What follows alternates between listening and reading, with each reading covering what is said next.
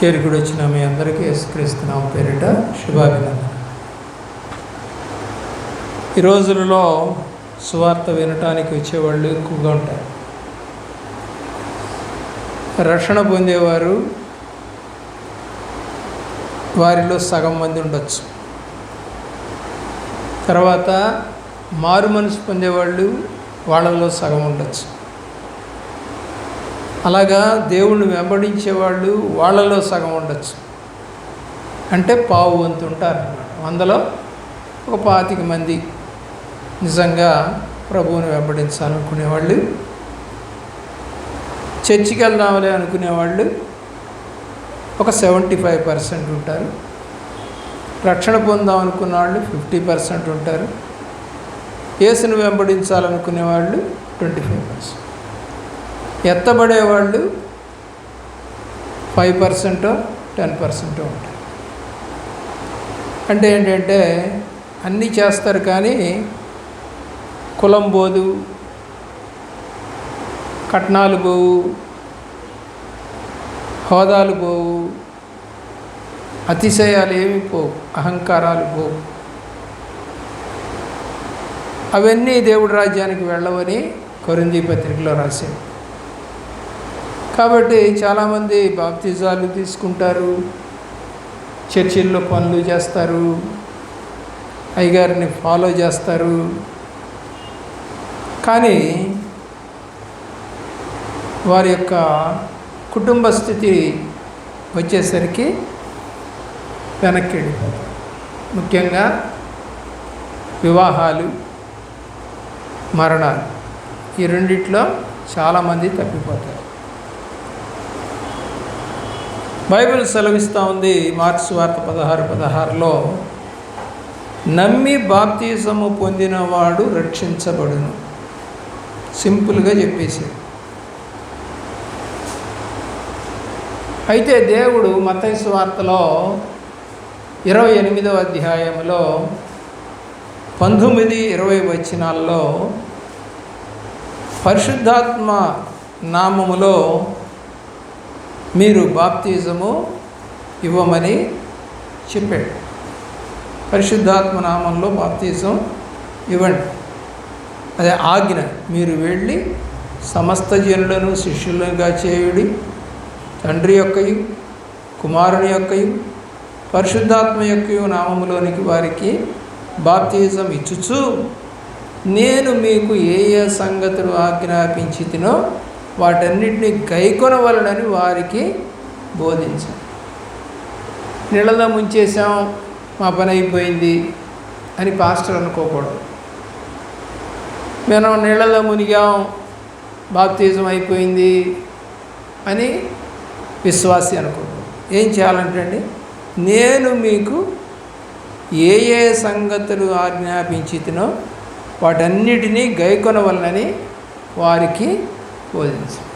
మేము బాప్తిజం ఇచ్చేటప్పుడు చెప్తాం, సంఘ క్రమాలు పాటించాలి, సంఘానికి వ్యతిరేకంగా నడవకూడదు, మరి అలాగే దేవుని యొక్క సమయాన్ని దొంగిలించకూడదు, నమ్మకంగా ఉండాలి అని చాలా విషయాలు మేము చెప్పి బాప్తిజాన్ని ఇస్తాం. అన్నిటికీ ఒప్పుకుంటారు. అప్పుడు ఇంకోటి కూడా ఏం చెప్తామంటే, మిమ్మల్ని ఎవరైనా బలవంతం చేశారా, డబ్బులు ఇస్తామని ప్రేరేపణ చేశారా, మీకు ఇష్టమయ్యే తీసుకుంటున్నారా? ఎందుకంటే ఆకాశము, భూమి, నీళ్లు, ఈ 3 సాక్ష్యాలు పలుకుతాయి. అప్పుడు ఆ 3 ఎవరివి? దేవుడివి. అంటే నువ్వు ఎవరి దగ్గర చెప్పావు సాక్ష్యం? దేవుడి దగ్గర చెప్పావు. నువ్వు అనుకోవచ్చు, ఒక పాస్టర్ గారి ముందు చెప్పానో లేకపోతే సంఘం ముందు చెప్పానో అనుకోవచ్చు. కానీ ఆకాశము సృజించింది దేవుడు, సముద్రాన్ని సృజించింది దేవుడు, దాని కింద నేలను సృజించింది కూడా దేవుడు. ఆ 3 ఆయనకి లోబడి పనిచేస్తాయి. ఆయన కోపం వస్తే తుఫాను వస్తుంది, భూకంపాలు వస్తాయి, ఆకాశం నుండి అగ్ని దిగి వస్తుంది. ఈ 3 ఆయన వల్లే అవుతాయి కానీ మనుషుల వల్ల కాదు. ఎన్ని యుద్ధాలు చేసినా ప్రపంచమేమి చనిపోదు. గొప్ప గొప్ప బాంబులు ఉన్నాయనుకున్నా ఏమి దేశాలు నాశనం అవటం జరగదు. దేవుని కోపం వస్తే లక్షల్లో చనిపోతారు. ఇది ఒక్క రాత్రిలోనే. అది దేవుని కోపం అంట. సరే, చాలా రకాల బాప్తిజాలు ఉన్నాయి. కొన్ని సంఘాల్లో వాళ్ళని తీసుకొస్తారు, నీళ్లు చల్లుతారు, అయిపోయింది బాప్తిజం. కొన్ని సంఘాల్లో పులిపీయడానికి ముందే తొట్టి కడతారు, ఆ తొట్టి మీద చెక్కలు పెడతారు, బాప్తిజం ఇచ్చేటప్పుడు నీళ్లు దాంట్లో పోసి బాప్తిజాలు ఇస్తారు. కొన్ని సంఘాల్లో పైనుంచి గొట్టంలో నుంచి నీళ్లు పడతా ఉంటాయి.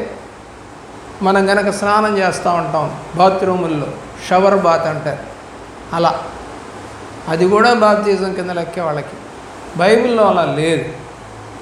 అలాగే కొంతమంది జెండా కింద నుండి తిప్పుతారు, జెండా చుట్టూ తిప్పితే బాప్తిజం అయిపోయినట్టు.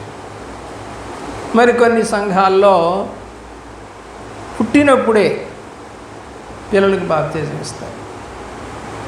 వాళ్ళకు ఒక 12, 13 ఏళ్ళు, 15 ఏళ్ళు వచ్చినప్పుడు కన్ఫర్మేషన్ బాప్తిజం అని మళ్ళీ ఇస్తారు. 2 బాప్తిజాలు ఇస్తారు. ఎందుకయ్యానంటే వాళ్ళు దేవుళ్ళో ఉన్నట్టు లెక్కట. హిందువులు దేవుడి దగ్గరికి తీసుకెళ్ళి పుట్టెంటుకలు తీసినట్టు,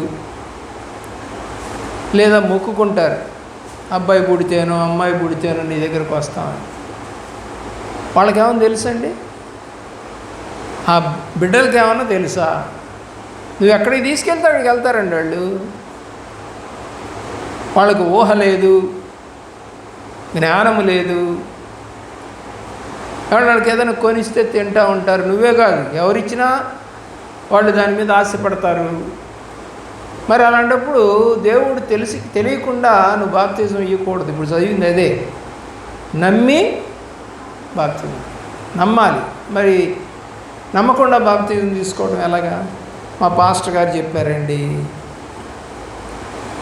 చూడండి, మత్తయి సువార్త 3వ అధ్యాయం 16వ వచనములో, 3వ అధ్యాయము 16వ వచనములో, ఎక్కడి నుంచి వచ్చాడండి? నీళ్ళల్లో నుండి. ఎవరు పైనుంచి పోయిలా? అర్థమవుతుందండి మీకు? యేసు ప్రభువు లాంటి వాడే ముంచుడు బాప్తిజం తీసుకుంటే, పారుతున్న నదిలో, యోర్దాను నదిలో తీసుకుంటే, ఈరోజు తొట్లు పెట్టి, పైపులు పెట్టి, జెండాలు పెట్టి బాప్తిజాలా? అంటే దేవుని కన్నా కూడా గొప్పవాళ్ళం అయిపోయాం మనం. ఆయన చెప్తున్నాడు, ఆయన్ని ముంచారు, పూర్తిగా నీళ్ళలో ముంచబడితే దాన్ని ఏమంటారంటే బైబిల్ ప్రకారం సమాధి అంటారు. అంటే దేన్ని సమాధి చేస్తాము? పాపాలు. అయ్యా, నేను ఇప్పటిదాకా చేసిన పాపాలని ఇప్పుడు నీళ్ళల్లో మునిగి సమాధి చేసేస్తున్నా. మనము చేస్తాం కదా సమాధి, అంటే తవ్వి మళ్ళీ అదే మట్టిని దాని మీద వేస్తాం, దాన్ని సమాధి అంటారు. అలాగే ఇప్పుడు ఎక్కడుంది భూమి? కింద ఉంది. పైన ఏం కనపడుతున్నాయి? నీళ్లు. ఇప్పుడు నువ్వు మునిగితే, నిజంగా మునిగినప్పుడు కనుక ఫోటో తీస్తే నువ్వు అసలు తెలియవు, లోకానికి తెలియవు. మళ్ళా లేపినప్పుడే నువ్వు తెలుస్తుంది.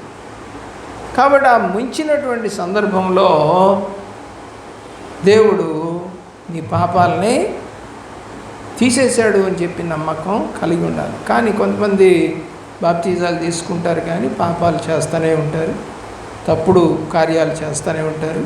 ఎవరు వాళ్ళనేమి అనరు.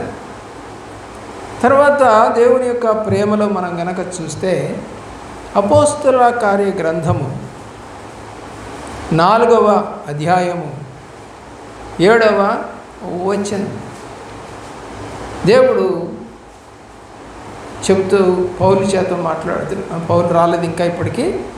మరి పేతురు వాళ్ళతో మాట్లాడుతున్నారు.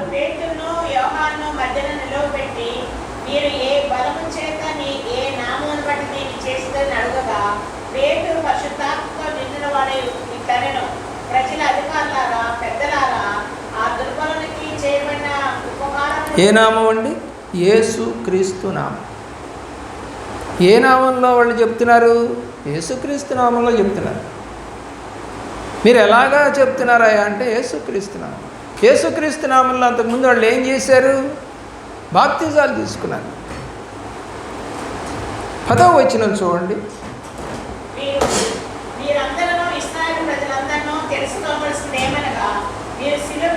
యేసుక్రీస్తు నామం పేరిట స్వస్థత.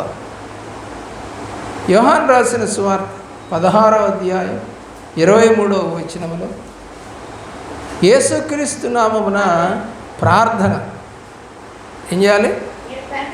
ప్రార్థన చేయాలి.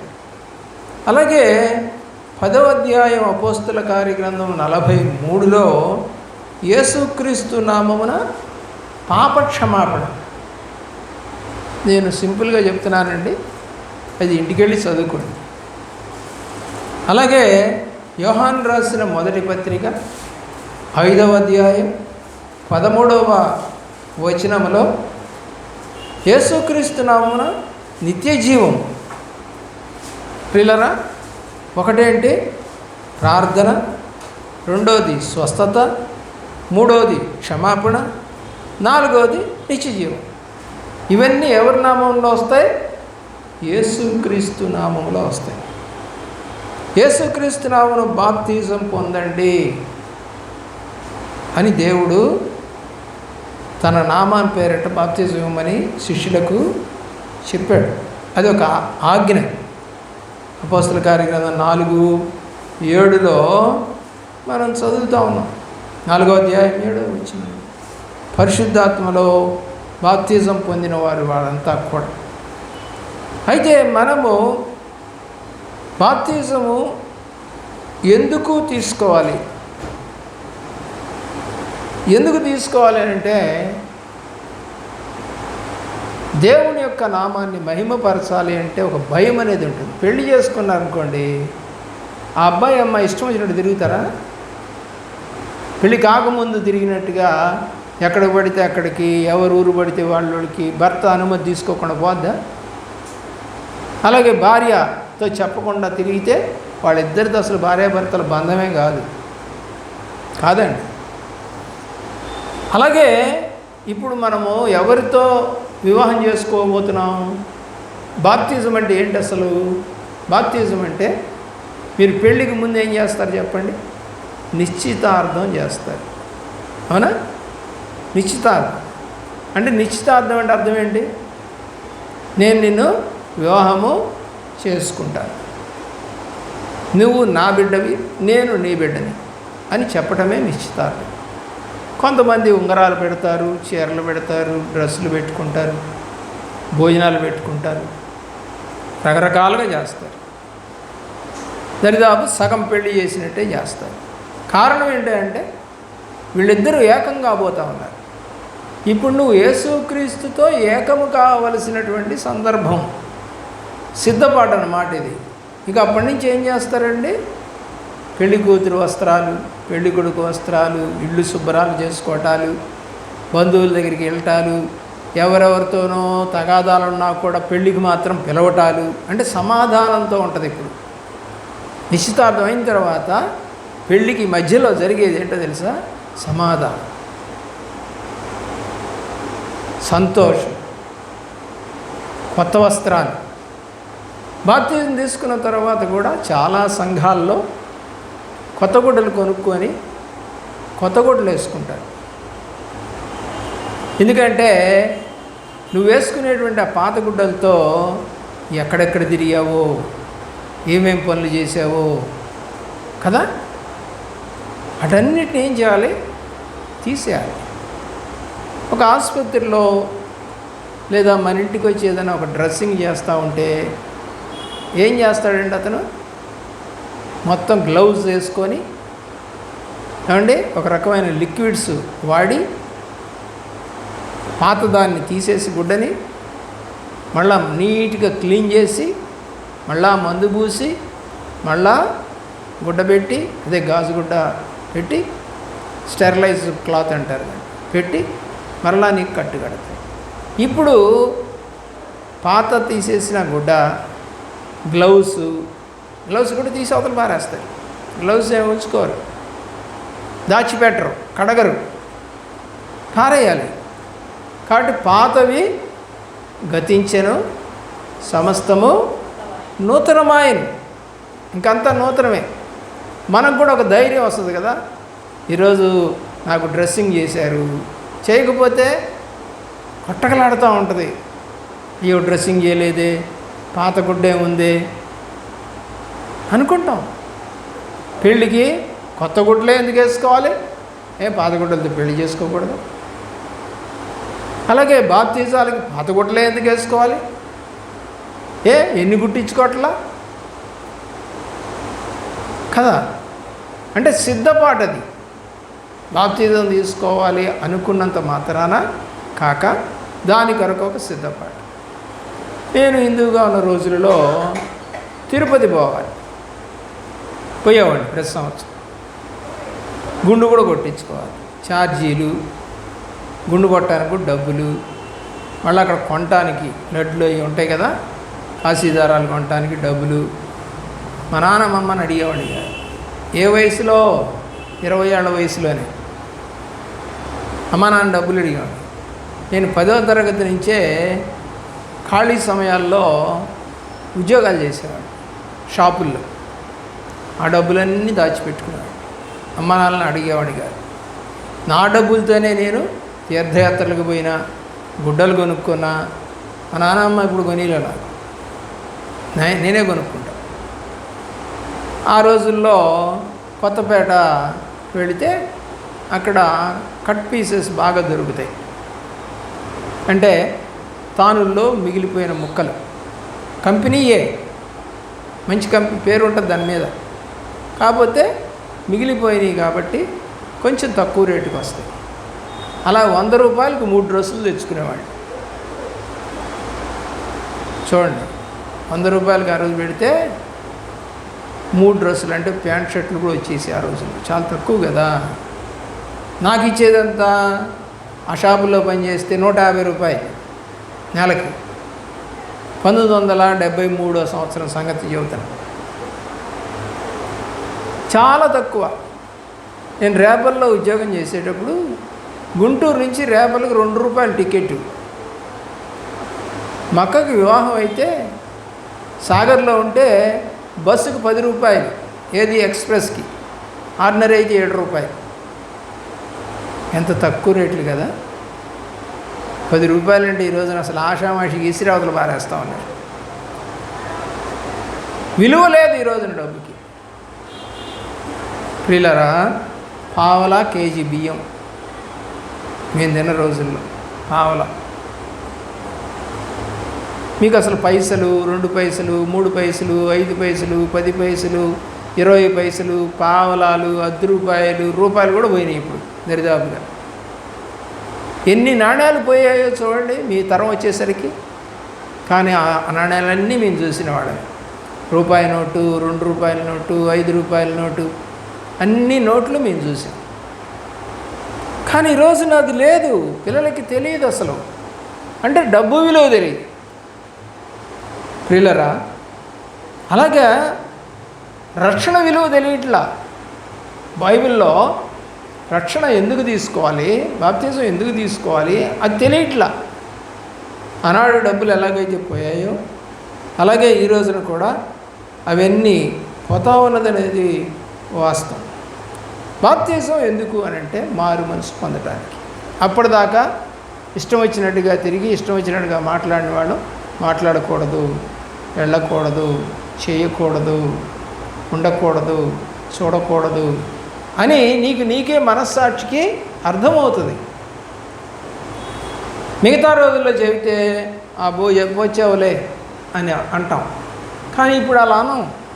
ఎవరన్నా నన్ను చూసి పాస్టర్ గారికి చెబుతారేమో, సంఘంలో బలారాధనకి వెళితే ఈ మెట్ట తీసుకుంటుంది అంటారేమో. మన సంఘంలో ఒక ఆమె ఉండేది, ఆమె వడ్డీకి ఇచ్చేది, ఇప్పుడు రావట్లేదు. నేను ఇచ్చి దేవాపురంలో వడ్డీకి ఇచ్చి అక్కడికి పోయి బూతులు తిట్టేది. మళ్ళీ ఇక్కడికి వచ్చి పాటలు పాడేది. ఎవరో ఒక ఆమె కూరగాయల ఆమె నాతో చెప్పి, ఏమంటే ఆమె చేత ఎట్ట పాటలు పాడిస్తున్నారు ఏంటంటే, ఏమ్మా ఆమె అక్కడికి వచ్చి బూతులు తిట్టిందండి రోడ్డు మీద. బాప్తిజం తీసుకుంది, వడ్డీ వ్యాపారం చేస్తుంది. ప్రియులారా, ఆలోచించింది. ఒకటి, మారు మనసు పొందటానికి బాప్తిజం తీసుకోవాలి. పాప క్షమాపణ కొరకు బాప్తిజం తీసుకోవాలి. దేవుని నీతిని నెరవేర్చడం కొరకు బాప్తిజం తీసుకోవాలి. లూకాసు సువార్త 12వ అధ్యాయం 50వ వచనం చదవండి. 12వ అధ్యాయం 50వ వచనం. లూకాసు సువార్త 12:50.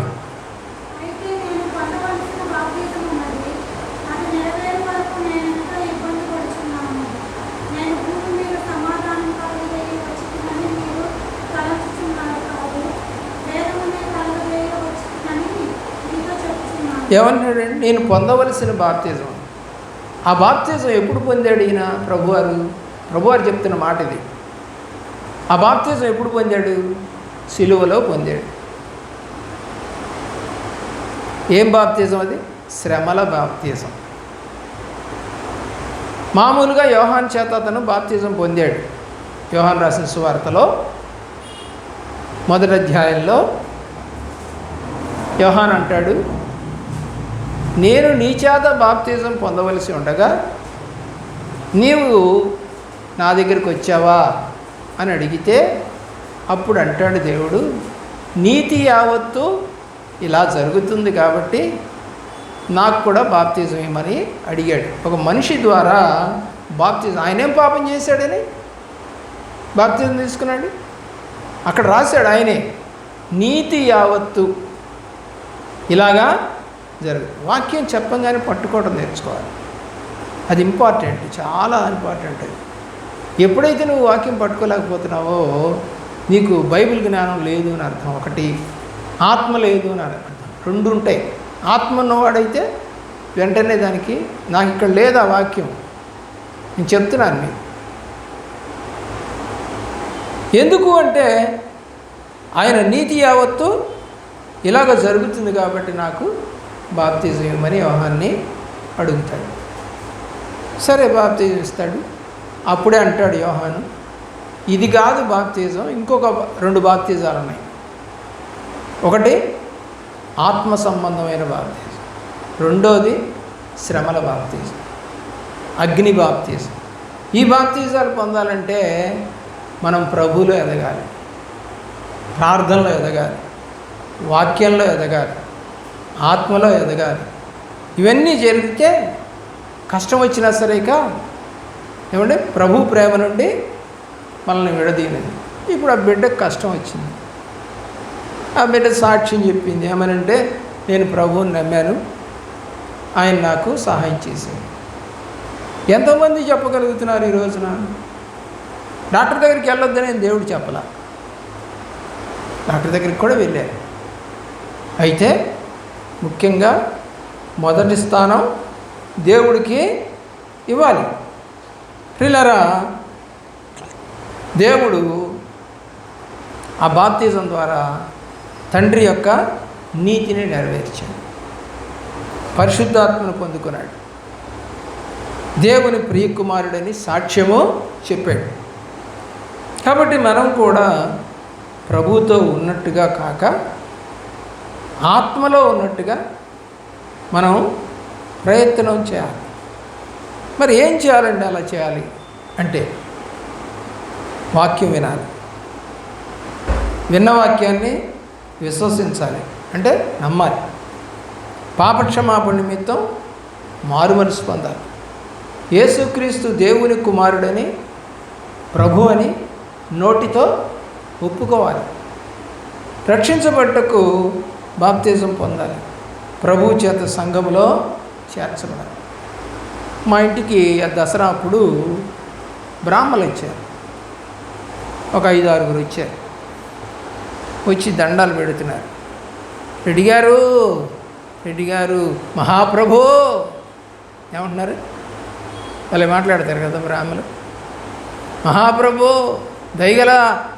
దయగలవాడా అయ్యా పంతులు గారిలో వచ్చామయ్యా, నాయనా దసరా అయ్యా, మీ దయ చొప్పున ఇవ్వండి అయ్యా. సరే, ఇంకో పాస్టర్ గారు కూడా ఉన్నారు అప్పుడు మా ఇంట్లో. సరే, నేను ఒక మాట అన్నాను, డబ్బులు ఇస్తా, అయితే యేసు ప్రభు దేవుడిని ఒప్పుకోండి అన్నా. నేనంతా అంతే, దేవుడేలే అయ్యా, దేవుడే కాదు యేసు ప్రభు దేవుడు అని చెప్పు అన్నా. చెప్పలేదండి, చెప్పకపోతే ఇవ్వనన్నా. బైబిల్ ఏం చెప్తుంది? నీ నోటితో యేసు ప్రభువు దేవుడిని ఒప్పుకోవాలి, విశ్వసించాలి, అప్పుడే రక్షణ. డబ్బుల కోసం ఎన్ని వేషాలని వేస్తారు కొంతమంది, కానీ దేవుడు అని ఒప్పుకోమంటే ఒప్పుకోరు. కాబట్టి మన హృదయము లోకానికి అంటుకొని ఉందా, దేవునికి అంటుకొని ఉందా? దేన్ని అంటుకొని ఉంటే దాని ప్రకారమే మనం నడుస్తాం, అంతే కదా. నేను ఒక సినిమా చూసి వచ్చా, ఏమొస్తాయి నా నోట? ఐకిలి డైలాగులు, ఆ సినిమా పాటలు అయ్యే వస్తాయి. అదే ప్రార్థన చేస్తూ ఉన్నాను, ప్రార్థన పాటలే వస్తాయి. ఇందాకేదో నేను రాస్తూ ఉంటే దేవుడు ఎందుకో ప్రేరేపించి నన్ను గణపరిచావా అని అడిగాడు. ఎందుకు చేయట్లేదయ్యా, గణపరుస్తున్నా కదా అంటే, వాళ్ళు ఎలా చూసారో చేసావా? అట్లా ఆదివారం రోజున వాళ్ళంతా నన్ను ఎలా గణపరిచారో చూసావా అన్నాడు. అవునయ్యా, నిన్ను తెలిసిన వాళ్ళంతా కూడా దావీదు తనయ్య హోసన్నా అని వాళ్ళంతా కూడా కేకలు వేసారయ్యా అని రాసి ఉంది బైబిల్లో. మరి అంతటి ఆనందం నువ్వు పొందావా అని నీకు తెలుసు కదయ్యా, పొందానో లేదు. మనం కూడా చేసాం,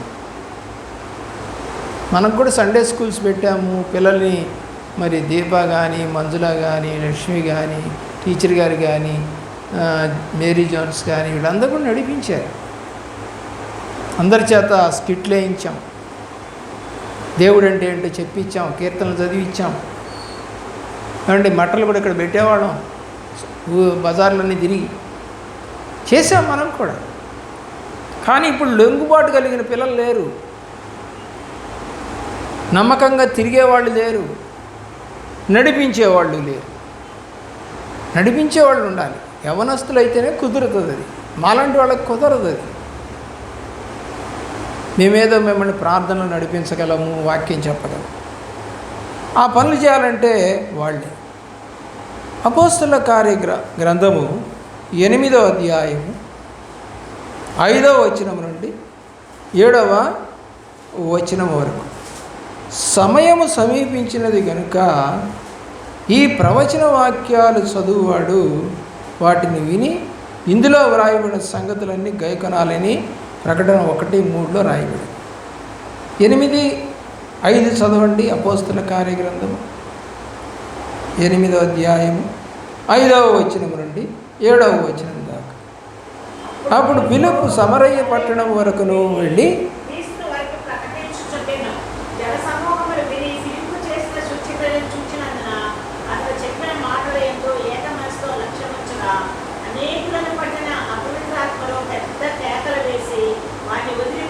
దేవుని ప్రేమిస్తే,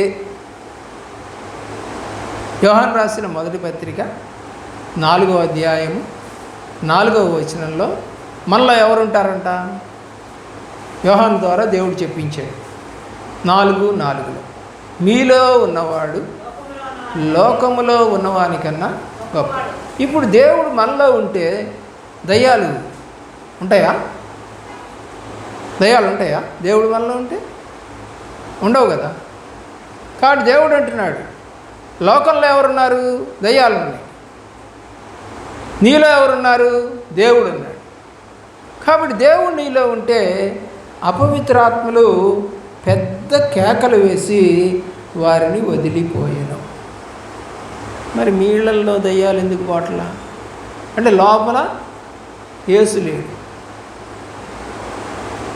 పాస్టర్ గారికే ఎందుకు పోతాయండి దయ్యాలు? పాస్టర్ గారు కూడా మనిషేగా ఒకప్పుడు, తర్వాత కదా దేవుళ్ళలోకి వచ్చి బలపడింది. మరి ఆయన ప్రార్థన చేస్తే పోతాయి, ఆయన ప్రార్థన చేస్తే రోగం పోద్ది. మరి మనకెందుకు లేదు అది అంటే క్రీస్తు నీలో లేడు. క్రీస్తు ఫిలిప్ ఎవరు? అతను కూడా ఒక మానవుడే, మామూలు మనిషే. అతను ప్రార్థన చేస్తూ ఉంటే దయ్యాలు పోయినాయి అంట. పౌలు ఎవరు? హింసకుడు, హానికరుడు. మరి అతను ప్రార్థన చేస్తే దయ్యాలు ఎలా పోయాయి? పేతురు చేపలు పట్టుకునేవాడు, ఆయన ప్రార్థన చేస్తే దయ్యాలు ఎలా పోయాయి? చచ్చిన వాళ్ళు ఎలా బతికారు? మనలాంటి మనుషులే కదా. ఏలియా మనలాంటి మనిషే కదా. వర్షం రాకుండా ప్రార్థన చేస్తే ఆగిపోయింది కదా, మళ్ళా ప్రార్థన చేస్తే వర్షం వచ్చింది కదా. వాళ్ళు కూడా మనలాంటి మనుషులే. మరి వాళ్ళకు వచ్చినప్పుడు మనకుండదా? మనం కూడా మానవులమేగా. అయితే వాళ్ళు హత్తుకున్నారు, వెంబడించారు. హత్తుకొని వెంబడించారు. చూడండి, ఎప్పుడైతే వాక్యాన్ని నమ్మారో 16వ అధ్యాయం అపోస్తలుల కార్యగ్రంథము 32వ వచనం 16. దేవుడు వాక్యం ఏమని చెబుతుందంటే అక్కడ పైన 31లో, అందుకు వారు ప్రభు అయిన యేసునందు విశ్వాసముంచుము, అప్పుడు నీవును నీ ఇంటి వారును రక్షణ పొందుదురని చెప్పి అతనికి ఇంటనున్న వారికి అందరికీ దేవుని వాక్యము బోధించి వారందరికీ బాప్తిజం ఇచ్చారు. మరి ఇప్పుడు బాప్తిజం తీసుకున్నటువంటి వాళ్ళు ఒకళ్ళు ఉన్నారనుకోండి ఇంట్లో, మరి వాళ్ళ ఇంటి వారికి ఎందుకు బాప్తిజం ఇప్పించలేకపోతున్నారు? రక్షణ ఎందుకు రావట్లేదు?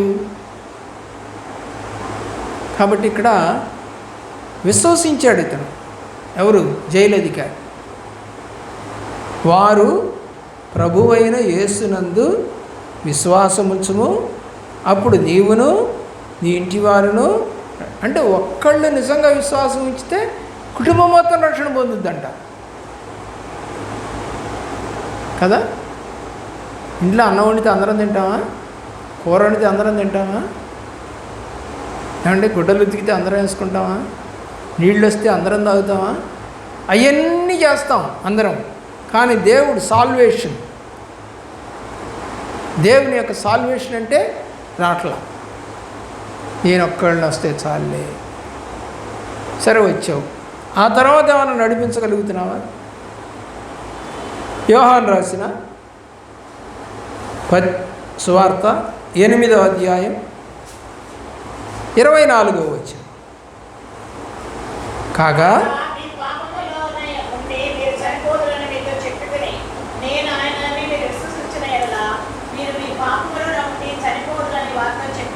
ఏంటండి? విశ్వసించకపోతే రాయబడింది ఏంటి? విశ్వసించని ఎడల మీరు మీ పాపములోనే ఉండి చనిపోతారు.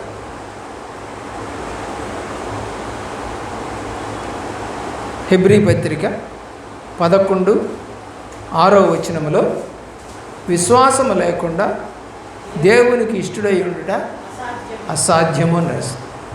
రోమాపత్రిక 10వ అధ్యాయం 17వ వచనములో వినుట వలన విశ్వాసము కలుగును, వినుట క్రీస్తును గూర్చిన మాట వలన కలుగును.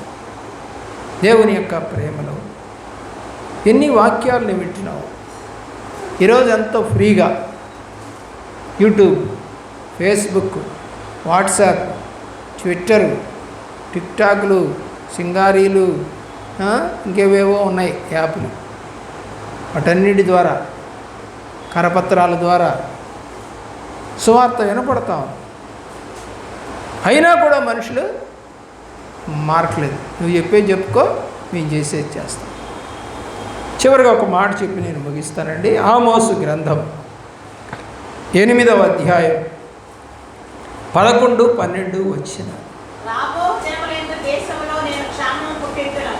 అది అన్నపానములు లేకపోతే చేత కలుగు క్షామము కాదు యెహోవా మాటను వినకపోవుట వలన మడుగు క్షామముగా ఉండును.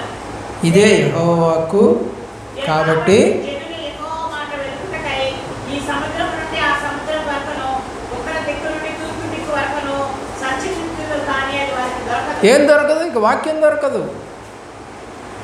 ఆ వాక్యం దొరకకుండా పోయే రోజు వస్తుందని ముందే బైబిల్లో రాశారు. ఎందుకు దొరకదు? దేవుని యొక్క ప్రేమలో ఆమోస్ చెప్పినటువంటి ప్రవచనం నెరవేరటానికి ఎంతో కాలం పట్టకపోవచ్చు. చాలా చోట్ల ఇప్పుడు లేదు సువార్త.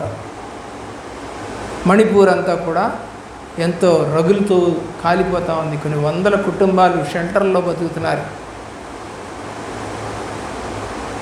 ఇప్పటికీ స్టిల్ టుడే 250 చర్చీలు కూల్చేశారు. నీకేమన్నా భారం ఉందా దాని గురించి? ఎంతోమంది మిషనరీలు వెళ్ళి అక్కడ ఉన్నటువంటి వాళ్ళ భాష రాదు మనకి, ఆ భాష నేర్చుకొని వాళ్ళకి సువార్త చెప్పి సంఘాలు కట్టి సేవకుల్ని పెడితే సేవకుల్ని కొట్టి చంపేశారు, మందిరాలు కూడా కొట్టేశారు. ఏమండి, ఆడపిల్లల్ని వస్త్రహీనులు చేసి ఏమండి ఊరేగించి చంపేశారు. కొంతమంది పోలీసులు వాళ్ళు అనుభవించి వాళ్ళని కాల్చి పారేశారు. అన్నీ వచ్చాయి వీడియోలు. ఇప్పటికీ ఒక షెడ్లో పిల్లలేంటి, ఆడపిల్లలేంటి, మరి ఆడపిల్లలంటే మీకు తెలుసు కదా, వాళ్ళకు కొన్ని అవసరాలు ఉంటాయి. అవసరాలు కూడా తీర్చుకోవడానికి లేదు. అందరూ ఒకే చోట గుంపు, మగ ఆడ. వాళ్ళకి ఎంత ఇస్తారో తెలుసా? రోజుకి 84 రూపాయలంట. కుటుంబం మొత్తానికి 84 రూపాయలతో ఏం బతుకుతారండి చెప్పండి? ఇంకేం లేవు వసతులు, ఫ్యానులు లేవు, బాత్రూమ్స్ లేవు, వస్త్రాలు లేవు. వాళ్ళు ఇక్కడి నుంచి పాత వస్త్రాలు, మనం వేసుకున్న వస్త్రాలు తీసుకెళ్ళి పాపం ఇచ్చారు. పాత గుడ్డలే, కొత్తవి కొనుక్కోవడానికి లేదు, వీళ్ళు ఉద్యోగం చేయడానికి లేదు, బయటికి రావడానికే లేదు. జైల్లో పెట్టినట్టుగా పెట్టారు. బాధ ఉందా నీకు? కష్టమేంటో తెలుస్తుందా? ప్రభు వైపు చూడు, నిజమైన రక్షణ పొందు, ప్రార్థించు. నీ కుటుంబానికి కూడా లూదియాలాగా, కొర్నేలిలాగా, జైలు అధికారిలాగా, ఫిలిప్పులాగా అందరూ రక్షణ పొందాలని ఆశపడి ప్రార్థన చేసుకో.